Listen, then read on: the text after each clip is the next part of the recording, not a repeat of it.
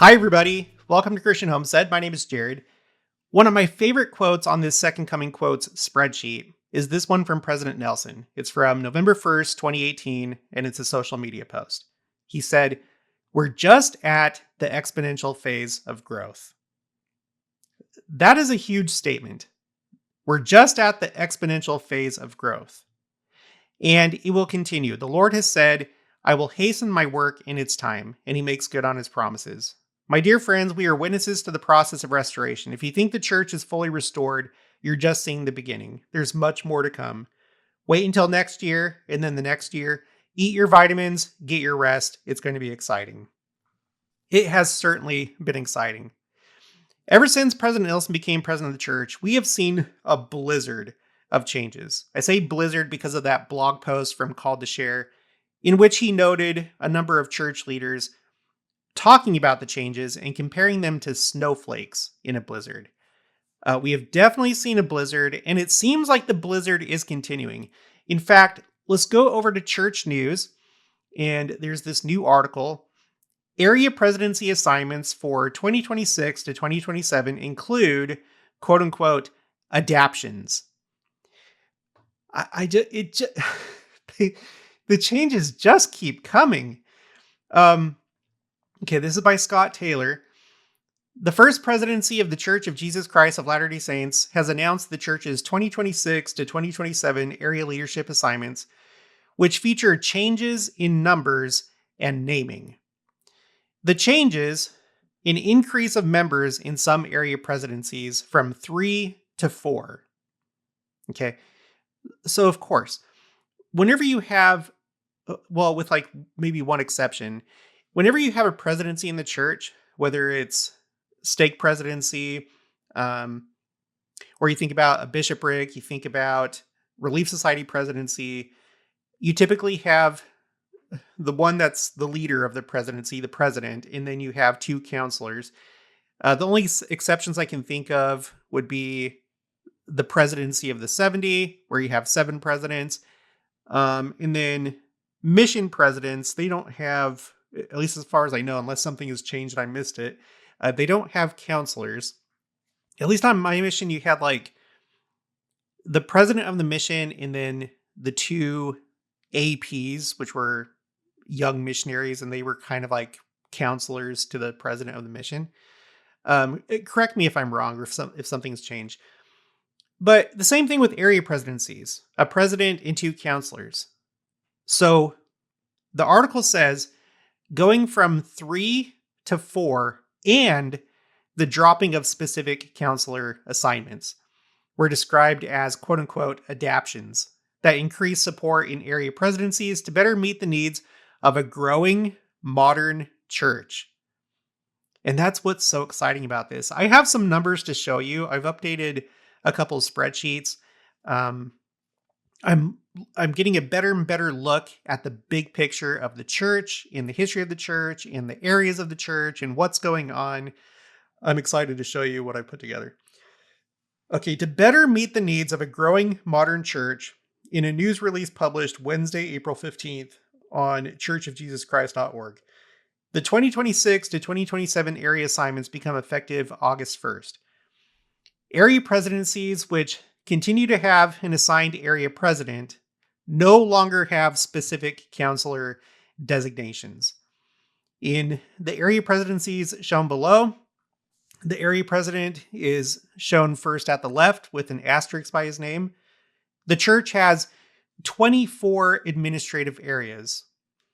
We're going to take a closer look at that. The church has 24 administrative areas, 6 that cover the United States, and the remaining 18 covering the other countries. And then the rest of the article goes through and it shows you the different area presidencies, starting with my area, United States Central Area. The future center stake of Zion, because this includes Missouri. We actually just heard from Elder Teixeira. I think it was like around Christmas time of last year. That's where I first heard the concept of the Easter season going from Christmas and leading up to Easter. I was like, what? But yeah, That was the first time I heard it was from him. By the way, he's from Portugal. Not that that matters to you. That's where my mom is from. So it's kind of special to me. And then you have the other areas. Um, and then here is a map. Let's just take a look at this really quick. I think it wasn't too long ago that Canada became its own area. I want to say within the last like 1 to 3 years, something like that. If you know, put it in the comments, please. Here's the United States, broken up into different areas. Utah has its own area. It's area number 3, but it does include parts of, it looks like Northwest Arizona, Southern Idaho, Southwest Wyoming, and maybe just a tiny bit of Northeast Nevada, but Utah is essentially its own area. And I want to point that out because you have these certain locations where an area is just, so for example, Utah has its own area. You look at Mexico, Mexico has its own area because Mexico has over 1 million members of the church. And then the same thing with Brazil. You can see Brazil down here with number 13. And then the same thing with Area 24, which is the Philippines. If we look at this 2024 article, this is from Newsroom, sorry. It has the 30 largest countries in the church, with the United States in the number 1 spot with 6.8 million as of 2024. And then after that, Mexico, Brazil, and then the Philippines. And then next up to reach 1 million would probably be the Philippines, number 1. That's going to be a big milestone. And then Peru, I would imagine, well, let's look at the map. I don't think Peru has its own area yet, but if it continues on this course and if it gets like 1 million members, it might become its own area.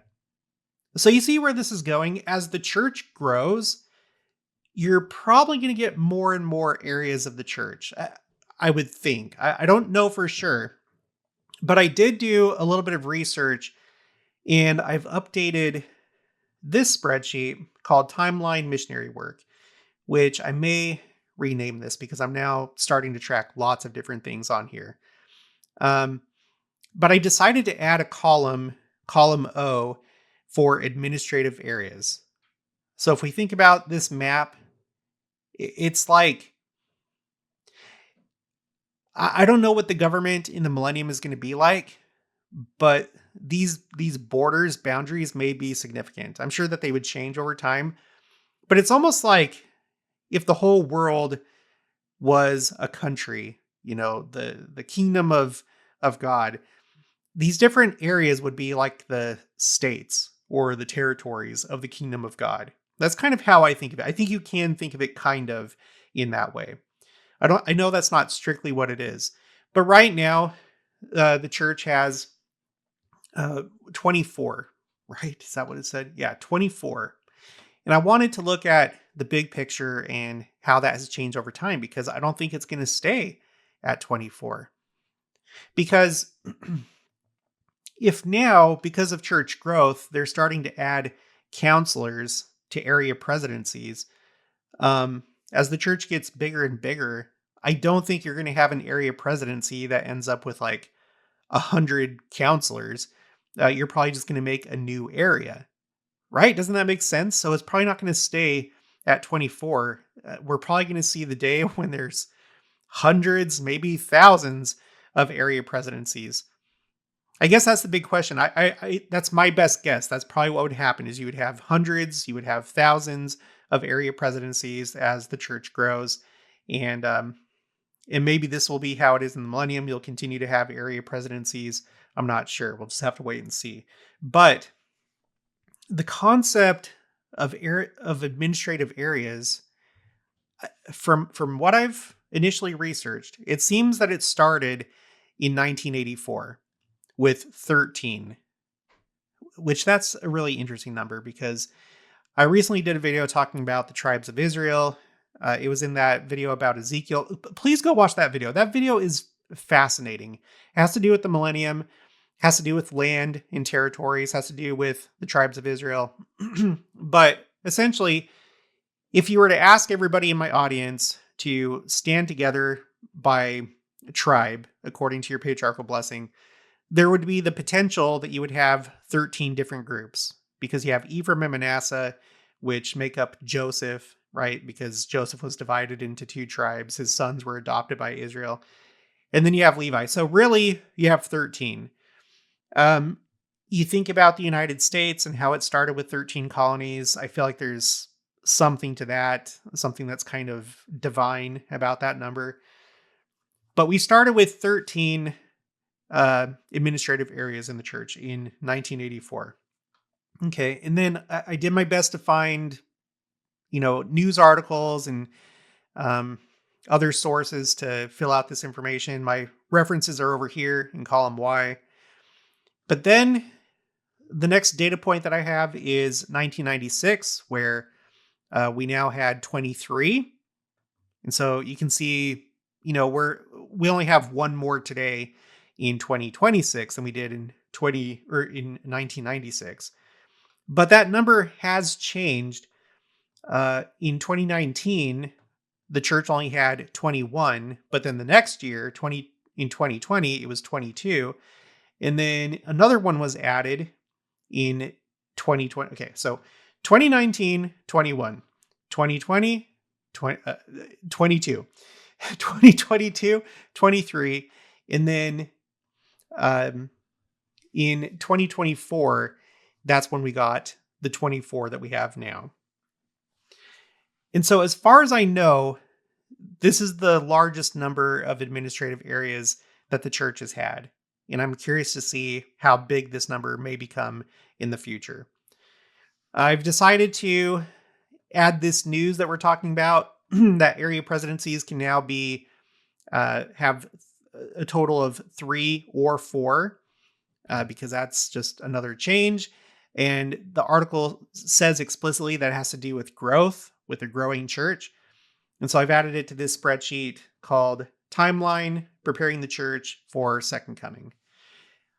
A lot of these changes that I have on here, and this is my 41st that I'm taking note of, a lot of these changes have to do with growth and becoming a global church. This is just the latest example.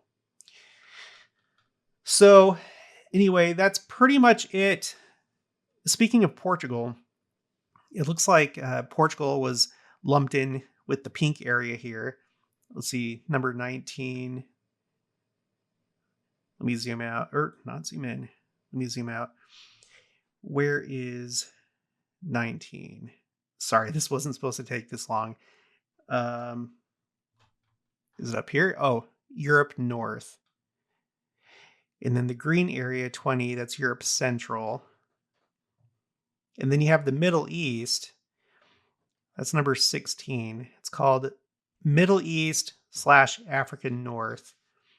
I wonder how many members of the church there are in this area. I mean, we got Pakistan, Iran, the whole Middle East, essentially. I know Turkey is in that like Eurasia type area, but I think technically it's the Middle East. Egypt, Libya. Anyway, how many members are there in 16? I would think that area 16 would actually be larger, that it would be combined with maybe number 14 or with number 15.